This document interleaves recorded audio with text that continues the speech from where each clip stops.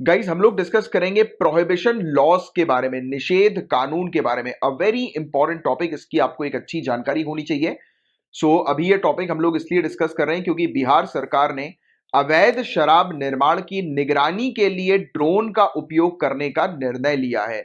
Bihar government ने decide किया है कि ये यूज करेंगे ड्रोन्स को इलीगल लिकर मैन्युफैक्चरिंग की मॉनिटर करने के लिए। मतलब कि इलीगल तरीके से जो बिहार के अंदर शराब बनाई जाती है तो उसकी निगरानी करने के लिए, उसको देखने के लिए, मॉनिटर करने के लिए अब ड्रोन्स का उपयोग बिहार के अंदर किया जाएगा। इवन बिहार के अंदर बहस भी शुरू हो गई है, डिबेट्स भी शुरू हो गई है कि अब जितनी जल्दी हो सके उतनी जल्दी फिजिकल और फाइनेंशियल रिसोर्सेज का उपयोग करना है प्रोहिबिशन लॉ के प्रोविजन को इंप्लीमेंट करने के लिए। तो सवाल ये उठता है कि ये प्रोहिबिशन लॉ एग्जैक्टली है क्या, निषेध कानून एग्जैक्टली है क्या।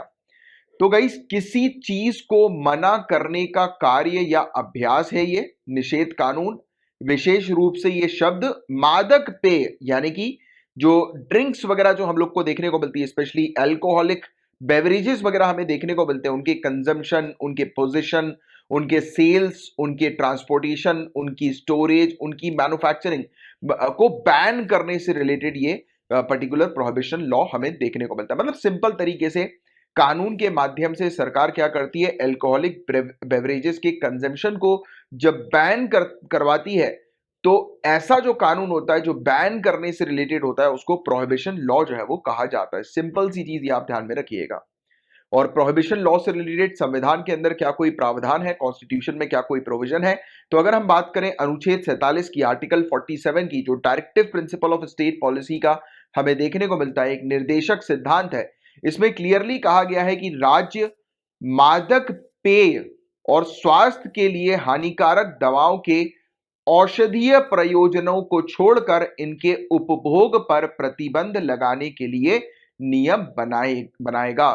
मतलब कि the state shall undertake rules to bring about prohibition of consumption except for medicinal purpose of intoxicating drinks and of drugs which are injurious to health. यानी कि मेडिसिनल पर्पस को छोड़कर सरकार या राज्य ये क्या करेगी, ये बैन करेगी जितनी भी इंटॉक्सिकेटिंग ड्रिंक्स या ड्रग्स हैं उनको। तो ये राज्य का कार्य होगा, ये आर्टिकल 47 में लिखा है। और आपको बता दें कि अल्कोहल जो है, शराब जो है, वो 7th शेड्यूल के तहत स्टेट लिस्ट में आता है, लिस्ट नंबर 2 में आता है। मतलब कि शराब से रिलेटेड, अल्कोहल से रिलेटेड कानून बनाने की शक्ति किसके पास प्राप्त है? राज्यों के पास, स्टेट के पास। ये शराब जो है, अल्कोहल जो है, वो सेंट्रल या यूनियन सब्जेक्ट नहीं है, वो स्टेट सब्जेक्ट है। ये पॉइंट याद रखिएगा, प्रीलिम्स में आपसे पूछा जा सकता है। दूसरे और प्रोहिबिशन एक्ट्स इंडिया के अंदर कहां कहां पर हैं? तो अगर हम बात करें बॉम्बे आबकारी एक्ट 1878 की, तो बताया जाता है कि पहली बार इस प्रकार का कानून 1878 में लाया गया था जिसके तहत लिकर को, शराब को जो है वो बैन किया गया था, राइट। और इसमें ड्यूटीज लगा दी गई थी, टैक्सेस लगा दिए गए थे इंटॉक्सिकेंट्स के ऊपर, यानी कि ये नशीले पदार्थ जो हम लोग को देखने को मिलते हैं इनके ऊपर कर लगा दिया गया था, टैक्स लगा दिए गए थे। और बॉम्बे आबकारी एक्ट 1878 के अंदर काफी सारी खामियां थी, तो इसको देखते हुए बॉम्बे प्रोहिबिशन एक्ट 1949 लाया गया। और बताया ये जा रहा है कि ऑनरेबल सुप्रीम कोर्ट ने भी इस कानून को, बॉम्बे प्रोहिबिशन एक्ट 1949 को बिल्कुल सही ठहराया है, राइट। इसकी कुछ धाराओं को छोड़कर ये चीज कही है कि ये कानून जो है वो बिल्कुल ठीक है। और ये मामला चला था 1951 में state of Bombay and another versus FN Balsara के बीच में ये मामला चला था, जिस मामले के तहत ये बॉम्बे प्रोहिबिशन एक्ट 1949 को भी सही ठहराया ऑनरेबल सुप्रीम कोर्ट ने। फिर गुजरात का भी एक कानून है, गुजरात प्रोहिबिशन एक्ट 1949। तो गुजरात ने अडॉप्ट किया प्रोहिबिशन पॉलिसी को 1960 के अंदर, और इसने कंटिन्यूअसली जो है वो कार्य करना ऐसे भी शुरू किए, क्योंकि आप जानते हैं गुजरात एक ड्राई स्टेट है, बट इन्होंने ये भी कार्य करना शुरू किया है जैसे कि अगर बाई चांस फॉरेनर्स आते हैं या विजिटर्स आते हैं तो उनको ये लिकर परमिट प्रोवाइड कराते हैं। तो गुजरात के अंदर आप जाएंगे तो लिकर परमिट भी जो है वो मिलती है। और 2011 के अंदर ये कानून का नाम चेंज करके गुजरात प्रोहिबिशन एक्ट रख दिया गया। फिर 2017 में गुजरात प्रोहिबिशन अमेंडमेंट एक्ट पास किया गया, जिसके थ्रू कड़ी कार्रवाई करने की बात करी कि गुजरात में कोई भी व्यक्ति अगर शराब की मैन्युफैक्चरिंग करते हुए पकड़ा गया, उसको खरीदते हुए या उसको बेचते हुए या उसका ट्रांसपोर्टेशन करते हुए पकड़ा गया, तो उसको 10 साल की सजा जो है वो होगी, 10 साल की जेल उसको जो है वो जानी पड़ेगी। फिर बिहार का भी एक कानून 2016 का हम लोग को देखने को मिलता है, प्रोहिबिशन कानून, राइट, बिहार का। और इस कानून के तहत 3.5 लाख से भी ज्यादा लोगों को अरेस्ट किया जा चुका है इलीगल तरीके से शराब बनाने के लिए या बेचने के पर्पस के लिए। और दूसरे राज्य कौन से जहां पर अल्कोहल बैन है, तो ध्यान में रखिएगा, मिजोरम, नागालैंड और लक्षद्वीप, यहां पर भी शराबबंदी लागू है। कुछ लोग हैं जो कि इस कानून के अगेंस्ट होते हैं, बोलते हैं कि शराब को बैन नहीं करना चाहिए। क्यों बैन नहीं करना चाहिए? तो उनका कहना है कि राइट टू प्राइवेसी, निजता का अधिकार का उल्लंघन करती है ये।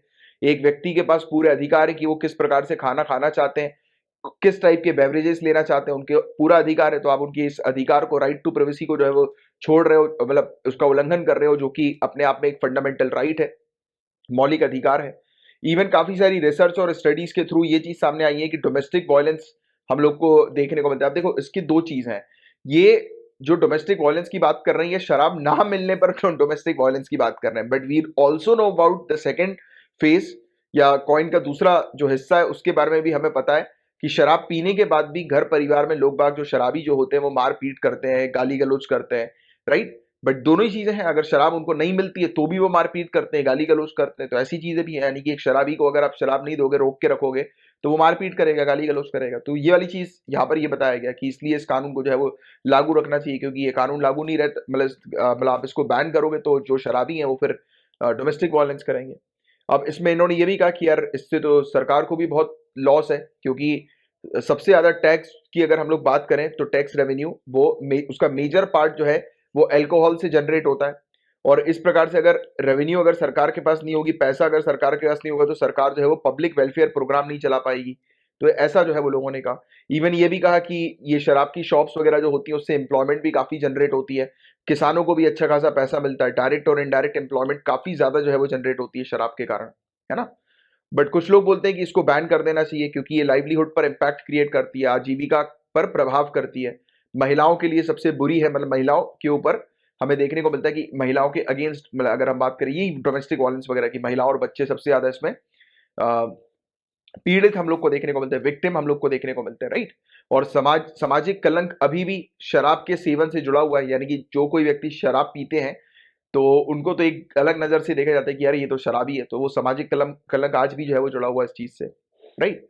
और आपको बता दें कि ये स्टेट लिस्ट के अंदर आता है, जैसे कि आप जानते ही हैं, राइट। और इसलिए ये ड्यूटी है स्टेट की कि शराब को जो है वो प्रोहिबिट करें।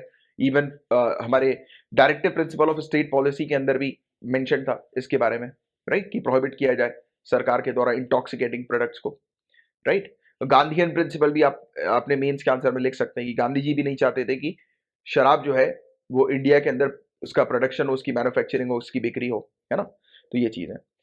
और बाकी जैसे कि अगर आप अपने आंसर को जब कंक्लूड करना चाहे तो आप ये सब चीजें मेंशन कर सकते हैं कि नैतिकता, निषेध या पसंद की स्वतंत्रता जैसे मुद्दों के बीच अर्थव्यवस्था, नौकरी आदि जैसे कारक भी हैं। मतलब कि जो इश्यूज हैं जिसमें मोरालिटी की बात होती है, प्रोहिबिशन की बात होती है या फ्रीडम ऑफ चॉइस की बात होती है, इसके अलावा भी और भी कुछ इशू है जैसे कि इकोनॉमी, जॉब, राइट। तो इन सब चीजों को इग्नोर नहीं किया जाना चाहिए, राइट। और इस पर एक, मतलब इसके कारणों और प्रभावों पर एक सूचित और रचनात्मक संवाद की आवश्यकता, एक इन्फॉर्म्ड और कंस्ट्रक्टिव डायलॉग की आवश्यकता है इसके कॉज एंड इफेक्ट्स के बारे में, कि कितना नुकसान है, कितना फायदा है, प्रॉपर तरीके से जो है वो लिखा जाए, मेंशन किया जाए, और फिर उसके अकॉर्डिंग जो है वो काम किया जाए। और पॉलिसी मेकर्स जो है वो फोकस करें जब भी वो कानून बनाए तो उसमें मेनली कि क्या उसके परिणाम जो है वो हो सकते हैं, उन सब चीजों को देखते हुए जो है वो कानून बनाया जाए। यानी कि आज मतलब स्थिति जो है वो क्या है, इसके बेनिफिट्स कितने हैं, इसके लॉस कितने हैं, पूरी चीज एनालाइज करके बनाया जाना चाहिए। और इवन शराब पीने की